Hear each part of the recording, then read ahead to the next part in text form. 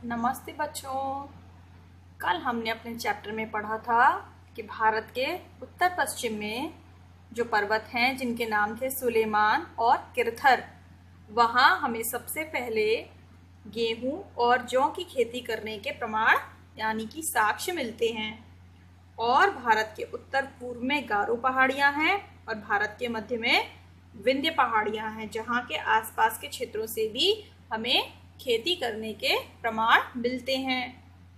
साथ में हमने ये भी पढ़ा था कि विंध्य पहाड़ियों के उत्तर में हमें इस बात के भी साक्ष्य मिलते हैं कि वहां पर लोगों ने चावल की खेती करना शुरू कर दिया था। क्यों? क्योंकि वहां बहुत सारी नदियां हैं और चावल की खेती के लिए हमें ज्यादा पानी की जरूरत होती है। तो अब भारत के अन्य क्षेत्रों में क्या क्या हुआ वो हम आज पढ़ते हैं। मानचित्र पर सिंधु तथा इसकी सहायक नदियों का पता लगाने का प्रयास करो। तो कल हमने मानचित्र पढ़ा था। तो मानचित्र में हमने देखा था कि भारत के उत्तर पश्चिम में एक बहुत बड़ी नदी बह रही थी जिसका नाम था सिंधु, और वो जाकर अरब सागर में गिर जाती थी। सिंधु और उसकी सहायक नदियां हमें देखनी हैं। तो हमने आपको बताया था कि सिंधु नदी में 5 नदियां मिलती हैं। कौन कौन सी? झेलम नदी, चिनाब नदी, रावी, सतलज और ब्यास।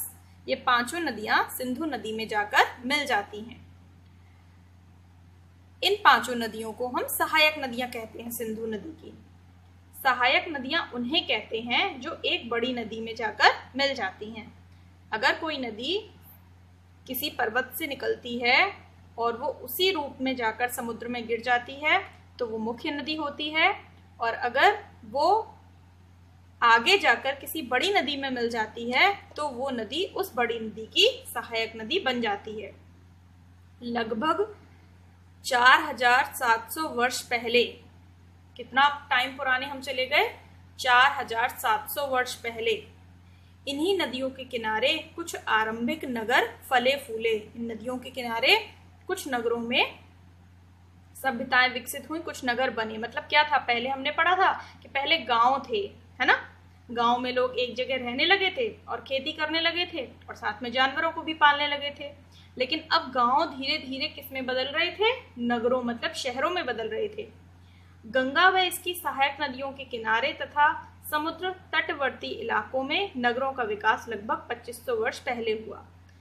इसमें 2 बातें कही गई हैं कि सिंधु और उसकी सहायक नदियों के किनारे शहरों का विकास पहले हुआ, मतलब सबसे पहले नगर वहां बने। और जो गंगा नदी हमने देखा था कल, हिमालय से निकल रही थी और उसके साथ उसकी बहुत सारी और सहायक नदियां थी, जैसे चंबल नदी थी, सोन नदी थी। इनके किनारे भी नगरों का विकास हुआ, ठीक। और समुद्र के तटवर्ती इलाकों में भी नगरों का विकास हुआ। जहां समुद्र थे तो समुद्र के आसपास के जो इलाके थे उन्हें समुद्र के तटवर्ती इलाके कहते हैं। तो वहां पर भी नगरों का विकास हुआ। लेकिन वहां नगरों का विकास सिंधु नदी में जो नगरों का विकास हुआ उसके काफी सालों के बाद हुआ। कैसे? गंगा नदी के आसपास के क्षेत्रों में नगरों का विकास हुआ 2500 साल पहले, और सिंधु नदी के आसपास के क्षेत्रों में नगरों का विकास हुआ 4700 साल पहले। तो ये मोटी बात हमें इस पैराग्राफ से सीखने मिलती है। गंगा तथा इसकी सहायक नदी सोन का पता लगाओ। तो हमने कल मानचित्र में देखा था, जिन्होंने नहीं देखा था वो एक बार दोबारा जाकर देख लें। गंगा के दक्षिण में इन नदियों के आसपास का क्षेत्र प्राचीन काल में मगध नाम से जाना जाता था। गंगा नदी जब बहती है जिस दिशा में, अगर हम उसके दक्षिण की तरफ जाएं, मतलब नीचे की तरफ देखें, तो नीचे की तरफ जितनी भी गंगा की सहायक नदियां हैं उनके आसपास का जो पूरा क्षेत्र है वो किस नाम से जाना जाता था? पहले मगध। और आज हम उस क्षेत्र को किस नाम से जानते हैं? बिहार के नाम से। आपने बिहार राज्य का नाम सुना है, जिसकी राजधानी पटना है। तो उसको पहले हम मगध के नाम से जानते थे। इसके शासक बहुत शक्तिशाली थे। मगध में जो राजा राज्य करते थे वो बहुत शक्तिशाली थे और उन्होंने एक विशाल राज्य स्थापित किया था। वो मगध पर तो शासन करते ही थे, साथ में उन्होंने अपना राज्य काफी बढ़ा लिया था। देश के अन्य हिस्सों में भी ऐसे राज्यों की स्थापना की गई थी। तो ये तो हमने केवल एक ही हिस्सा पढ़ा ना, गंगा और गंगा के आसपास की नदियों के चारों तरफ का हिस्सा। देश तो हमारा बहुत बड़ा था, तो अन्य जगह भी ऐसे विशाल साम्राज्य थे जिनके शासक बहुत शक्तिशाली हुआ करते थे। आगे चलते हैं। लोगों ने सदैव उपमहाद्वीप के एक हिस्से से दूसरे हिस्से तक यात्रा की। प्राचीन काल में लोगों ने हमेशा उपमहाद्वीप के एक हिस्से से दूसरे हिस्से तक यात्रा की। अब ये उपमहाद्वीप क्या है? महाद्वीप तो आप जानते ही हैं, जैसे एशिया महाद्वीप है, यूरोप महाद्वीप है, दक्षिण अमेरिका महाद्वीप है, उत्तर अमेरिका महाद्वीप है, ऑस्ट्रेलिया महाद्वीप है ना? आपने ऐसे महाद्वीपों के नाम पढ़े हैं। तो ये उपमहाद्वीप क्या है? महाद्वीप होता है बड़ा, और महाद्वीप के अंदर उपमहाद्वीप होता है जो महाद्वीप से छोटा होता है। तो भारत और भारत के आसपास के जो देश हैं, जो क्षेत्र हैं, उनको हम उपमहाद्वीप के नाम से जानते हैं। क्यों जानते हैं? इसके बारे में डिटेल दी हुई है, तो हम पहले उसको पढ़ लेते हैं। देखिए, जो मानचित्र कल हमने पढ़ा था वो मानचित्र दक्षिण एशिया का मानचित्र है ना? उसमें कौन कौन से देश आते हैं? अब पहले तो पूरा भारत का ही हिस्सा था, अब बहुत सारे देश उसमें बढ़ चुके हैं। तो उसमें आज का आधुनिक भारत आता है, पाकिस्तान आता है, बांग्लादेश आता है, नेपाल भी है, भूटान भी है और श्रीलंका भी है। इसके साथ साथ इसमें अफगानिस्तान, ईरान, चीन और म्यांमार आदि पड़ोसी देशों को भी दर्शाया जाता है। दक्षिण एशिया एक महाद्वीप से छोटा है। दक्षिण एशिया एशिया महाद्वीप का एक पार्ट हुआ ना, तो महाद्वीप से छोटा है, लेकिन है बहुत विशाल। तो विशालता और बाकी एशिया से समुद्रों, पहाड़ियों तथा पर्वतों से बटे होने के कारण इसे प्रायः उपमहाद्वीप कहा जाता है। तो दक्षिण एशिया अपने आप में क्या है? एक महाद्वीप है। दक्षिण एशिया में एक हमारी कंट्री है भारत, और भारत के आसपास ये भारत के क्या है? पड़ोसी देश हैं। तो हम एशिया महाद्वीप में रहते हैं। एशिया महाद्वीप को हमने 4 भागों में बांट दिया: उत्तर एशिया, दक्षिण एशिया, पूर्वी एशिया, पश्चिमी एशिया। तो हम कौन से इलाके में आते हैं? हम कौन से क्षेत्र में आते हैं? हम दक्षिणी एशिया में आते हैं। और दक्षिणी एशिया अपने आप में क्या कहा जाता है? दक्षिणी एशिया अपने आप में एक महाद्वीप कहा जाता है। क्यों? क्योंकि ये बहुत विशाल है और ये बाकी पूरे एशिया से समुद्रों में बटा है, पहाड़ियों में बटा है और पर्वतों में बटा है। मतलब क्या है कि अगर हमें दक्षिण एशिया से एशिया के किसी और हिस्से में जाना है, पूर्वी एशिया में जाना है, तो रास्ते में हमें पहाड़ मिलेंगे, उन्हें हमें पार करना होगा, पर्वतों को पार करना होगा। या अगर हम एशिया के किसी अन्य और भाग में जाएंगे तो हमें समुद्र को पार करना पड़ेगा। तो अपने आप में ये एकदम अलग है, इसलिए ये एक उपमहाद्वीप है। तो लोगों ने सदैव उपमहाद्वीप के एक हिस्से से दूसरे हिस्से तक यात्रा की है। कभी कभी हिमालय जैसे ऊंचे पर्वतों, पहाड़ियों, रेगिस्तान, नदियों तथा समुद्रों के कारण यात्रा जोखिम भरी होती थी। भाई, अगर हम फिरोजाबाद से आगरा जाएंगे तो यात्रा आसान है। क्यों? क्योंकि हम सड़क मार्ग से जाएंगे। लेकिन पहले यात्रा करना आसान नहीं था। यात्रा करने के लिए लोगों को ऊंचे ऊंचे पर्वतों पर, पहाड़ियों पर चढ़ाई करनी पड़ती थी। गर्म मरुस्थल रेगिस्तान को पार करना पड़ता था, नदियों को पार करना पड़ता था, समुद्रों को पार करना पड़ता था। तो यात्रा जोखिम भरी होती थी। बहुत सारे लोग यात्रा के दौरान अपनी जान भी गंवा देते थे। फिर भी ये यात्रा उनके लिए असंभव नहीं थी। लेकिन ये नहीं कह सकते कि वो यात्रा करते ही नहीं थे। भले ही जोखिम था, पर वो यात्रा करते थे। क्यों करते थे? साधारण सी बात है, व्यापार के लिए करते थे। अतः कभी लोग काम की तलाश में, तो कभी प्राकृतिक आपदाओं के कारण एक स्थान से दूसरे स्थान पर जाया करते थे। आज भी लोग काम की तलाश में जाते हैं। देखिए, उत्तर प्रदेश को छोड़कर कितने सारे लोग जो है वो काम की तलाश में कहाँ जाते हैं? महाराष्ट्र जाते हैं, मुंबई जाते हैं, दिल्ली जाते हैं। और अभी लॉकडाउन हो गया है तो देखिए सब वापस आ रहे हैं। तो कभी प्राकृतिक आपदाओं के कारण जाते हैं। अभी आपके इलाके में भूकंप आ जाता है, भूकंप आ जाए या फिर बाढ़ आ जाए या फिर सुनामी आ जाए या ज्वालामुखी फट जाए, कुछ भी हो सकता है ना प्राकृतिक आपदाओं में। तो जैसे अभी कोरोना है, ये भी एक प्राकृतिक आपदा है। तो जब कोई प्राकृतिक आपदा हमारे क्षेत्र में आ जाती है और बहुत लंबे समय तक वहां बनी रहती है, तो लोग मजबूर हो जाते हैं अपनी जगह को छोड़कर किसी दूसरी जगह पर जाने के लिए, चाहे उनकी यात्रा आसान हो या मुश्किल हो। जैसे आप टीवी पर देख रहे होंगे कि बहुत सारे जो मजदूर हैं हमारे, वो दिल्ली से पैदल यात्रा करके, है ना, उत्तर प्रदेश में आए हैं। आप सोच सकते हो दिल्ली से उत्तर प्रदेश का जो आगरा शहर है, जो फिरोजाबाद शहर है, वो कितना दूर है। हम वहां तक जाने के लिए जनरली गाड़ी या बस का यूज करते हैं, लेकिन अब दिल्ली में रहना उनको इतना मुश्किल हो रहा है कि वो पैदल यात्रा करके अपने राज्य उत्तर प्रदेश वापस लौटे हैं। तो जब मुश्किल आती है तो इंसान कोई भी आपदा को पार करने से डरता नहीं है। आपदा नहीं, सॉरी, बाधा को पार करने से डरता नहीं है। कभी कभी सेनाएं दूसरे क्षेत्रों पर विजय हासिल करने के लिए भी जाती थी। हाँ, जब एक राजा किसी राज्य पर शासन करता था तो वो अपने राज्य को बढ़ाना चाहता था, तो बढ़ाने के लिए वो अपने सेना को दूसरे राज्य में भेजता था। सेना वहां जाती थी तो यात्रा तो उसको करनी ही पड़ती थी जाने के लिए। इसके अतिरिक्त व्यापारी कभी काफिले में, मतलब कारवां में, तो कभी जहाजों में अपने साथ मूल्यवान वस्तुएं लेकर एक स्थान से दूसरे स्थान पर जाते रहते थे। तो ये सारी चीजें हैं कि लोग काम की तलाश में जाते थे, प्राकृतिक आपदाओं के कारण जाते थे, सेना दूसरे क्षेत्रों पर विजय करने के लिए जाते थे। लेकिन जो अधिकतर यात्राएं होती थी वो किसके द्वारा होती थी? व्यापारियों के द्वारा। और व्यापारी पूरे अपने टोली के साथ, पूरे अपने काफिले के साथ पर्वतों से पार करना होता था तो ऊंटों के साथ और हाथियों के साथ और घोड़ों के साथ चलते थे, और अगर उनको गधों के साथ चलते थे, और अगर उनको समुद्री यात्रा करनी होती थी तो वो जहाजों में चलते थे और अपने साथ बहुत सारी प्रीशियस थिंग्स या मूल्यवान वस्तुएं लेकर जाते थे। धार्मिक गुरु लोगों को शिक्षा और सलाह देते हुए एक गांव से दूसरे गांव, हाँ, ये भी यात्रा करते थे। बहुत सारे धर्म गुरु होते थे जो ज्ञान उनके पास था उसको बांटने के लिए या लोगों को सलाह देने के लिए वो एक गांव से दूसरे गांव या एक नगर से दूसरे नगर या एक कस्बे से दूसरे कस्बे जाया करते थे। कुछ लोग नए और रोचक स्थानों को खोजने की चाह में उत्सुकतावश भी यात्रा किया करते थे। देखिए, यात्राओं के बहुत सारे कारण हैं।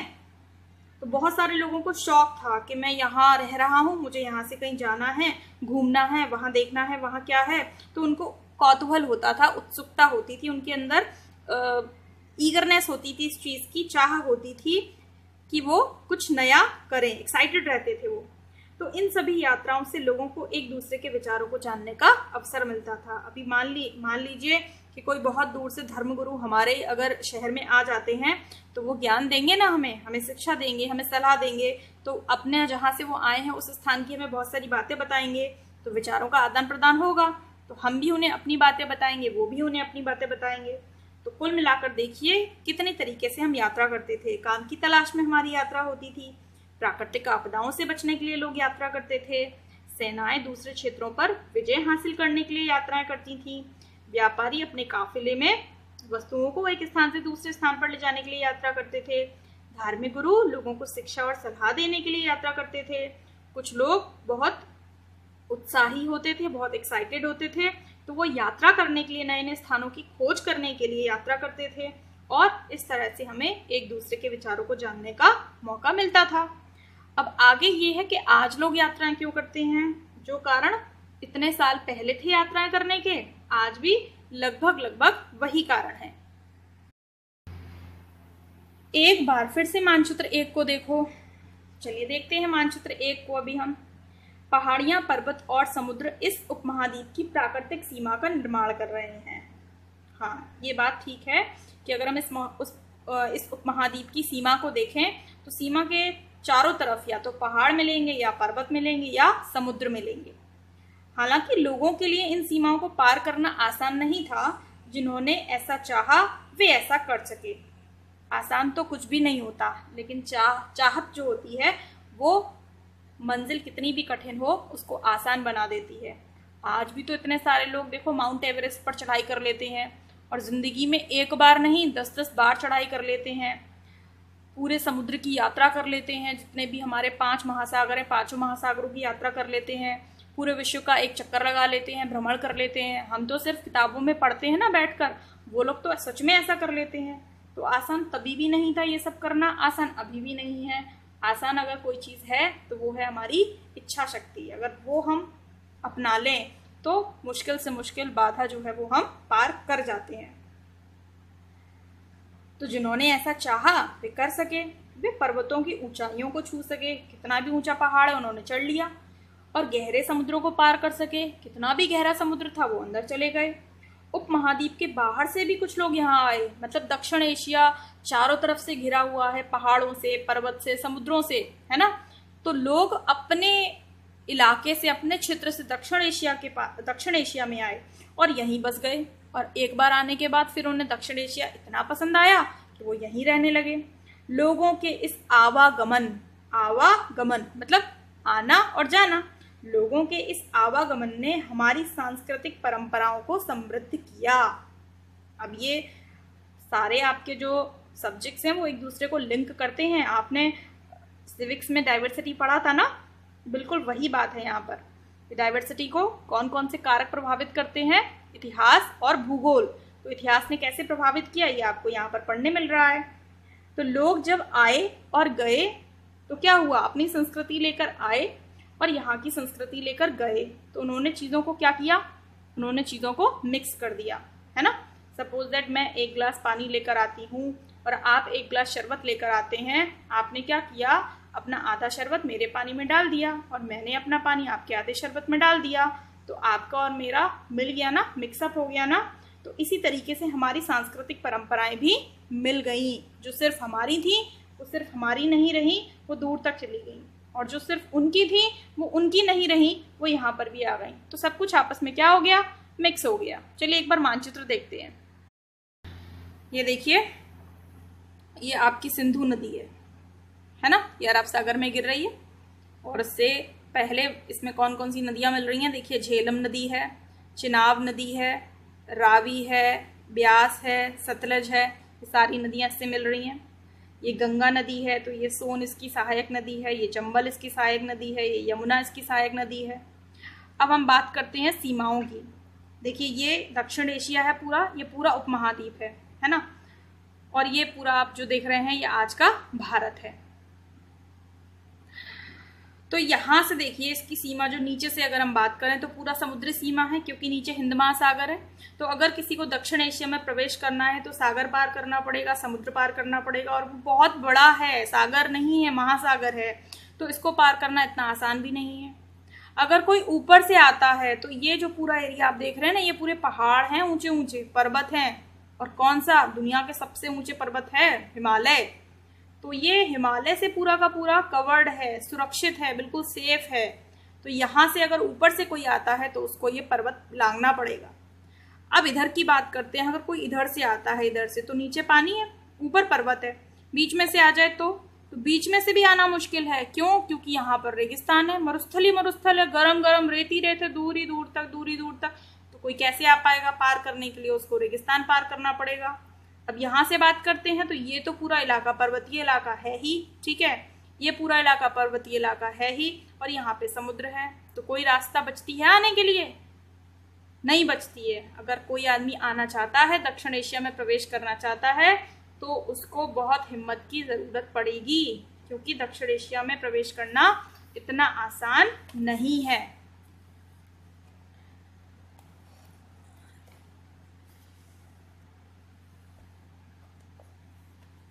कई सौ वर्षों से लोग पत्थर को तराशने, संगीत रचने और यहाँ तक कि भोजन बनाने के नए तरीकों के बारे में एक दूसरे के विचारों को अपनाते रहे हैं। कई सौ वर्षों से, मतलब काफी पुराने समय से लोग एक दूसरे के यहाँ जब आते हैं तो सीखते हैं ना। जब हम किसी के घर पे जाते हैं तो हम वहां से कुछ सीख कर आते हैं ना। इसी तरह से जब दूर से लोग हमारे यहाँ आते थे तो ये देखते थे हम पत्थरों को तराशते कैसे हैं। उस समय यही काम करते थे लोग, पत्थरों को तराशने का, क्योंकि चारों तरफ क्या थे? पत्थर ही पत्थर थे। पत्थर से उनको अपने घर बनाने होते थे, महल बनाने होते थे, तो उनको तराशना पड़ता है।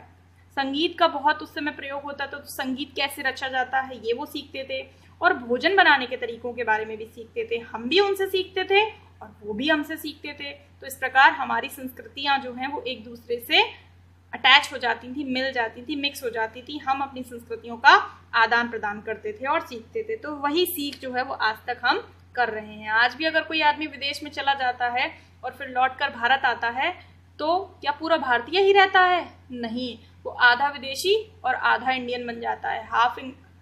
हाफ अंग्रेज हो जाता है ना, और हाफ इंडियन रह जाता है, भारतीय रह जाता है। तो मिक्सअप हो जाता है उसका। इसी तरह से पहले भी मर्जिंग हो जाती थी। आज के लिए इतना ही, कल हम फिर से मिलेंगे। बाय बाय बच्चों।